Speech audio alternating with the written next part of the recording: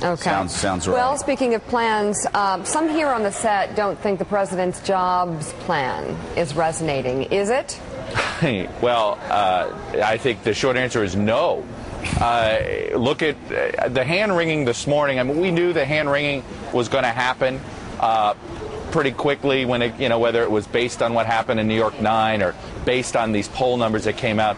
But to have this string of Democratic senators come out and tell the New York Times, well, Joe Manchin, this thing seems too big, and Bob Casey saying, well, I'd like to deal with it piecemeal. Oh, by the way, Casey and Manchin are both up for re-election in swing states / red states, Pennsylvania and West Virginia, respectively. So that is not a good sign. Here, the president 3 days ago was trying to push this idea, hey, take the whole thing. Look at what economists are saying. They're saying it could raise GDP by 2 points.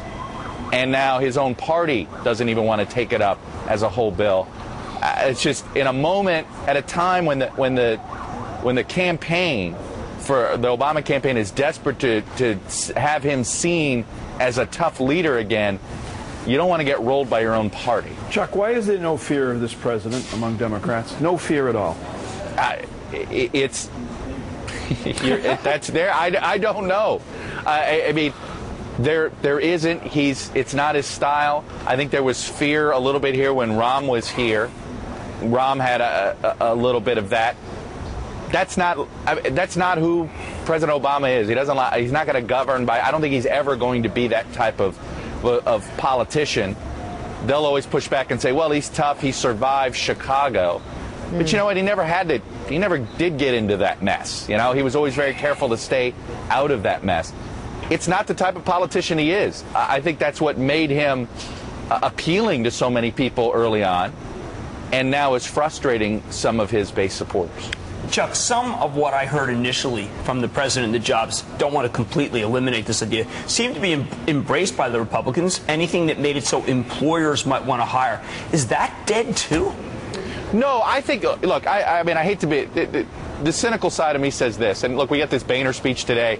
I think he'll at least give a hint at some of the things that he'll embrace that the president is into. But it seems to me that Republicans are looking for the bare minimum that they can support so that it looks like they're not being obstructionists. And at the same time, the White House is looking for, and kind of hoping that a majority gets, I don't know if they're hoping, they'd like to see it pass. But if it doesn't, then they're ready to pick a fight and run against Congress. The problem is, though, of course, Chuck, this morning the Democrats are the ones that are in open revolt in the front page of the New York Times. I don't think the White House ever really thought this could pass. Do you, Chuck? No, I think they needed something. No, I don't think they ever thought it was going to pass in whole.